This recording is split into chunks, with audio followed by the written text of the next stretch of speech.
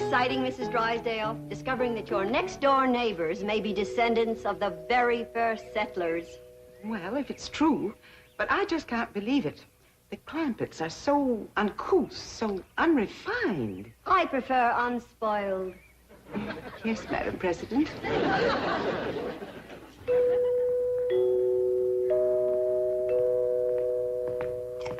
Jethro, did you ask your teacher over to Pot School about that music like I told you?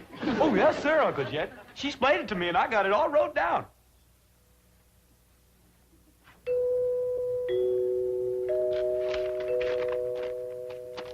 First of all, that there music is what you call chimes. Them's holler tubes that makes ringing sounds when struck by a plunger or a striker. Say. Oh, yes, sir. Now then, there is a reason why them chimes only ring when somebody comes to the door. Like as if there was a lookout up on the roof of watching. That's right. You see, there is a little button, and pushing that button makes that plunger hit them chimes. Doggy. So whilst you go ahead and go to the door, I'm going up on the roof and catch that rascal that's pushing that button.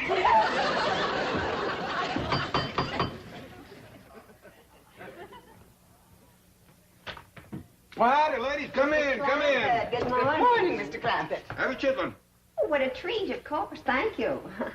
Thank you. Where's Granny? Oh, she's out in the kitchen stone grinding some cornmeal. Stone grinding cornmeal? Now, that's something we must see, Mrs. Drysdale. Come along. In a moment, Madam President. Mr. Clampett, will you tell your cousin Pearl that my car and chauffeur are at her disposal? Sure will. Pearl! You gonna eat your chitlin? Oh, yes, of course. By the way, Mr. Clampett, just what is a chitlin? Oh, these ain't ordinary chitlins. These is Granny specials.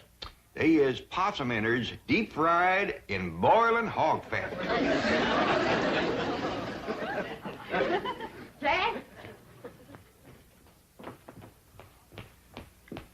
Pearl, how come you to be using Miss Drysdale's car?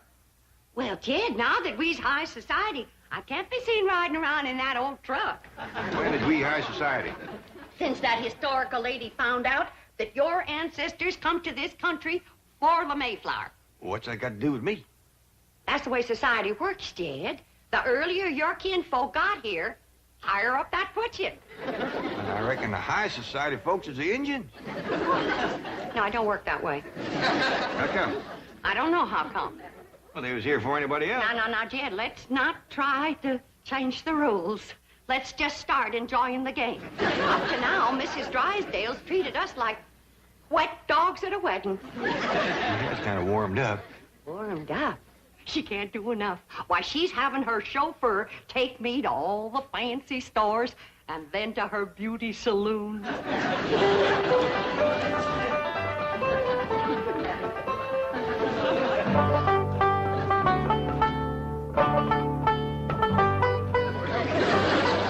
I'm certain there must be an easier way to grind corn. Oh, there is. Now, back home, we took our turn of corn to the grist mill down by Catfish Creek. Here in Beverly Hills, they ain't got no creek nor river to turn the mill wheel. So we have to go back to grinding corn like we learned from the Indians. But surely any supermarket would... Mrs. Drysdale, this is a priceless experience. A direct contact with the past. You can read about these things. But to actually participate in activities familiar to our ancestors it's to hold history in our hands. I don't think I could hold anything in mine. Smarter might, do they? I'm afraid they do. Isn't it shameful how soft we've gotten? Well, you come on over here, Miss Drysdale. There ain't nothing like hot soapy water good for sore hands. Oh, thank you. And this here soap will take the sting out of the pain. You're very kind. And while you got your hands in the hot soapy water, why, you might as well do a few of these dishes. Dishes? Well, you seem to set quite a store on handling all of these old historical pewter pots and pans. Oh, I do. I do. But I have to meet my husband at his bank immediately. In fact, I'm late now. But don't you worry, Miss Drysdale. I'll save up a bunch of thrills for you, like churning and lye making and corn husking and chicken plucking and goat milking.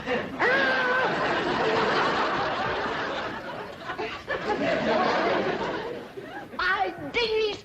She does enjoy it. Did you see her run so she could hurry back? Now, whose idea was the two baby goats? Ellie Mae's. As if I didn't know. I declare, girl, you are the limit when it comes to dragging home critters. All I sent you for was a couple of chickens and a milking goat for Granny. I know, Pa, but these little rascals cried something awful when we commenced to taking their ma away from them.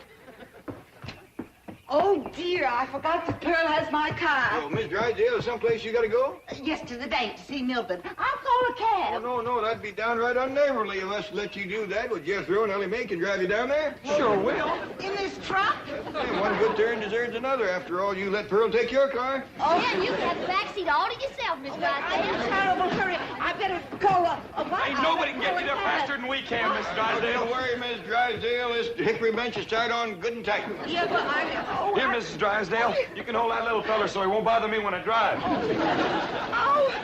Now, remember, she's in a hurry, but drive careful, Jethro. I think I better not go with you.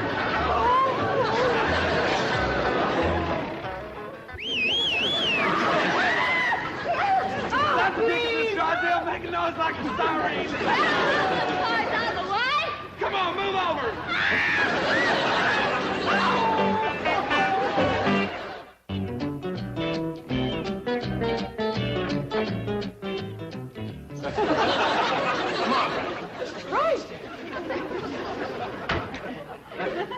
Did you come through the bank in this condition? Shame on you. How could you explain this? The Clampett. I don't want to hear any more complaints about the Clampetts. Well, they may be a bit unrefined, but at least they don't run around the streets of Beverly Hills smashed. What happened to your beautiful spring hat? Oh, boy, a crying jag. Get some coffee, I'll get her walking. Molly, I can't understand. I can't understand this. I have never seen you take a drink before the cocktail hour. let go of me. Martha, please lie down. I will not. Now, you're not going to be one of those kind of drunks, are you? I am not intoxicated. I'm mortified. The word is ossified. When you listen to me, the Clampetts are to blame for this. Oh, of course. And I suppose Granny gave you some of her corn? A huge bowl like this. Here we are, Mrs. Drysdale. Have a sip of this. Thank you, I shall. Oh, that does help. Tell me, confidentially, what did happen to your hat? It was eaten by a goat. Have some more coffee, Margaret. Mrs. Drysdale, you really must get a grip on yourself. Now, if Mrs. Smith Standish verifies that the Clampetts are indeed first family material, then you too will be in the spotlight.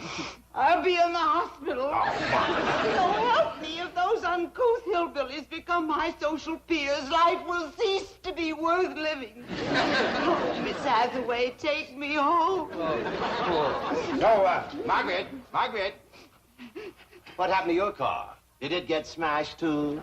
Cousin Pearl has it. Oh!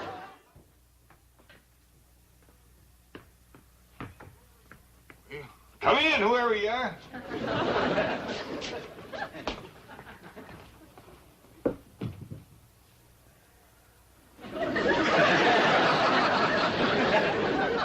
Bonjour, Jed. Who are you? Pearl, s'il vous plaît. Pearl who? Your cousin. Oh. What'd they do to you at that beauty saloon? That salon, s'il vous plaît. And they made me glamorous. That ruined your hair. You took out all the color and the curl, too. This ain't my hair. This is what you call a flatter wig. All them high society women is wearing them now. How come? Ain't they got no hair of their own? Of course they have. But variety is the spice of life. S'il vous plaît. What's that s'il vous plaît? I thought you'd never ask. That there's French. What does it mean? I don't know. But all them society women in the beauty salon kept a saying it to the fellas that was fixing their hair. I tell you, Jed, we gotta learn us some French if we're gonna be in high society. Oh, Mr. Chauffeur, you may go, s'il vous plaît. Very good, madam. Good day, sir. Yes, sir. Sure is, if it don't rain. That's the way to live. A big limousine and a livered chauffeur. And then folks just know you's high society. All you gotta do is say a few of them French words, and they go to bowing and scraping all over the place. What's all this stuff? Them surprises for everybody. High society surprises. You ain't getting me in one of them wigs. Uncle Jed, Granny wants... Bonjour, monsieur. Who's she? I'm your ma. S'il vous plaît, that's Paul. Ma? Where'd you learn how to speak Italian? Hey, Granny, Ellie Mae, come look at Ma. She fell head first in a flour barrel. We got our work cut out for us, making high society out of that one. You can see who play that again.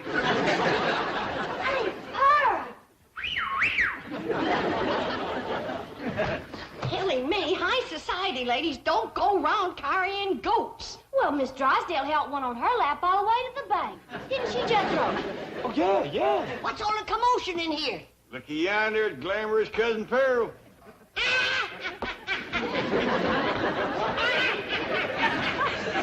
Would you kindly tell me what is all so fired funny?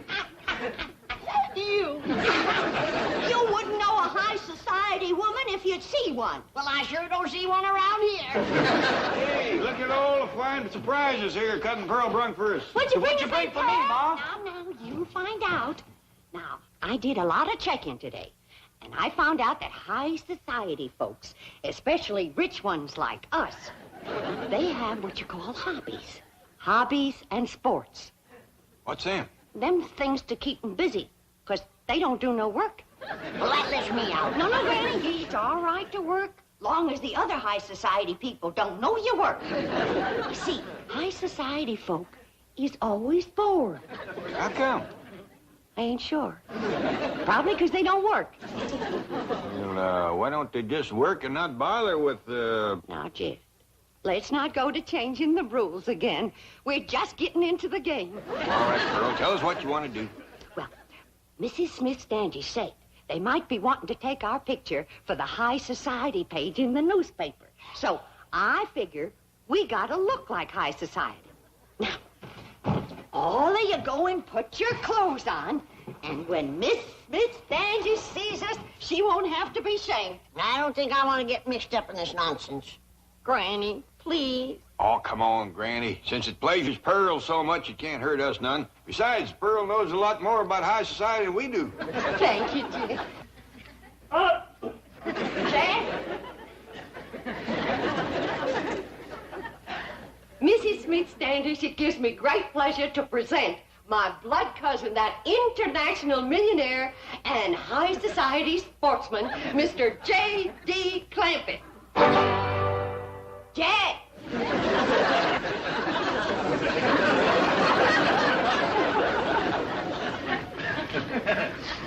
Do something, Jed. A polo for us. I don't know how you pole. I feel like a named fool. Look at this thing. I don't know whether you snare them or knock them off trees. Well, you go and sit over there, Jed. We'll be drinking tea and playing bridge directly. Granny, you're next. And now it gives me great pleasure to present that famous high society dowager and international sportswoman, Granny, whose favorite hobby is big game hunting in darkest Africa.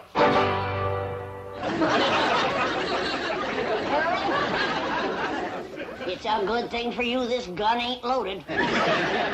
Granny, you go on over there and sit down, and we're going to have tea and bridge. Now, those of us who is high society knows there just ain't nothing more cultured than ballet dancing. And so it gives me great pleasure to present them wealthy, bored, international young'uns whose favorite hobby is ballet dancing, Ellie Mae and Jethro. How beautiful. That's only half. Come on out, Jethro. I ain't gonna do it. Jethro, come on out. I don't want to, Ma. You look fine. You're just dripping culture.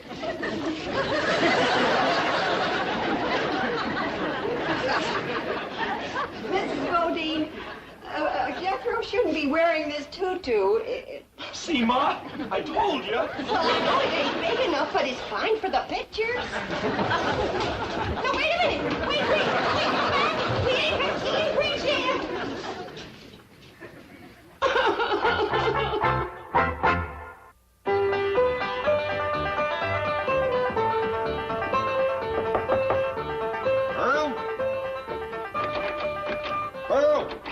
Pearl? Go away. Oh, Pearl, come on out. Don't sit in there and sulk. Miss Smith Standish wants us to show her how to do the Virginia reel. You show it to her. I ain't in no mood for dancing. Oh, we can't dance it without you. Come on, everybody's getting all dressed up. I had you all dressed up and you run out on me. Pearl, we just ain't ready for society that high. Now, Mrs. Smith Standish wants us all to get dressed for reeling. Come on out. You can wear your store-bought hair. I can't neither. She's gone. Did that old goat get it? Crazy enough to eat anything.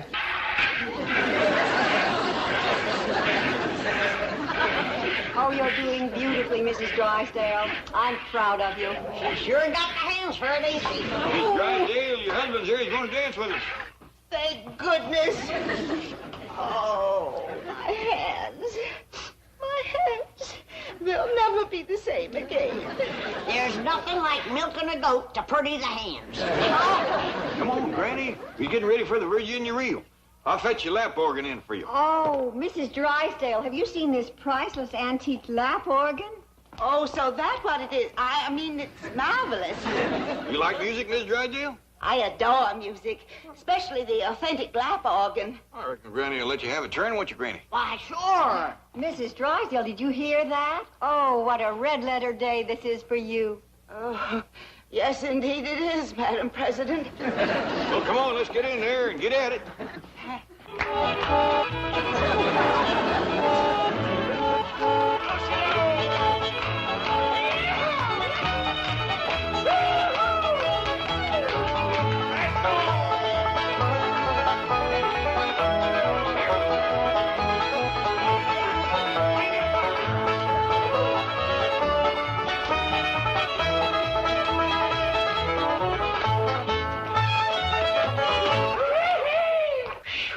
Somebody's gonna have to spell Miss Drysdale. She's all pumped out. Excuse me, Mrs. Smith Standish, I wanted on the telephone. Long distance from Virginia. Oh, that's headquarters.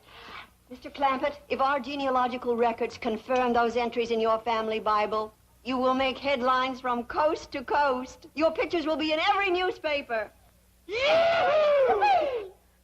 As direct descendants of the first family to settle Jamestown, you'll be celebrities, all of you. You'll be on radio, television, flown to New York for a ticker-tape parade, then on to Washington to meet the president, address a joint session of Congress. Statues will be erected of you. Excuse me, the telephone. Let her roll, Miss Hathaway. Oh, she's right. I've got to come down to earth long enough to get confirmation. Excuse me.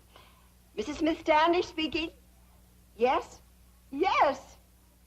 Oh, well, that was the entry in the old Bible I couldn't quite make out. Oh, well, Mr. Clampett is right here. I'm sure he'll be able to give us confirmation immediately. Mr. Clampett, if your great-grandfather's name was Ezekiel, you are the Clampett the world is waiting to discover.